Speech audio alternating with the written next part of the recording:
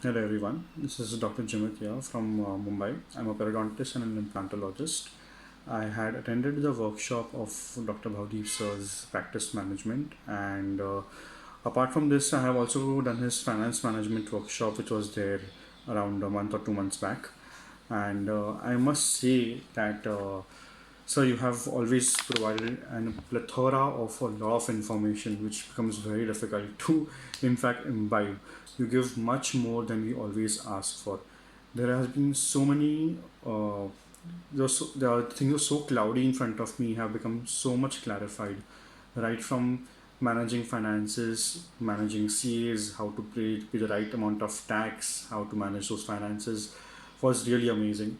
When it comes to practice management, these 8 sessions were a bombarding of a lot of information. I have been a bit slow on catching up of all these lectures together all together.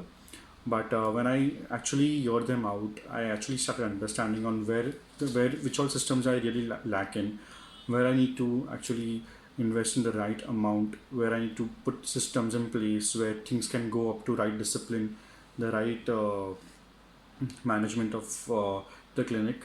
It you provided everything right from the starting of the practice to how keep on consistently working hard as well as working smart in sustaining and continuing this dental practice.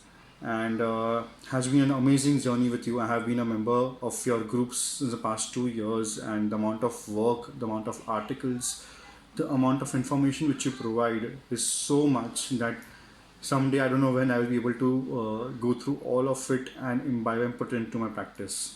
But once again, I will be very sure that when I do this, I am sure that the ladders of success will be easier for me to climb, because when you provide so much amount of information, it becomes really necessary to put things into implementation. If you don't implement, then there is no point.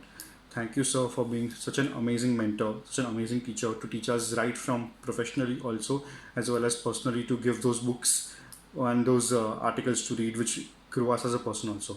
Thank you so much once again.